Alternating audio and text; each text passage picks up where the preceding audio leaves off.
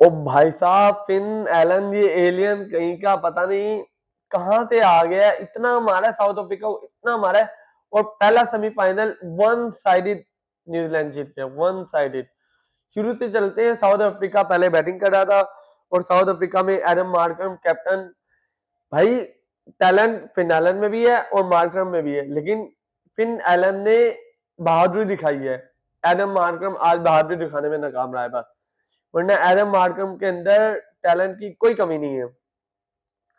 Adam Markram और Quinton de Kock open करने 20 पे 18, एडम मार्करम एक चौका एक छक्का, 190 का स्ट्राइक रेट।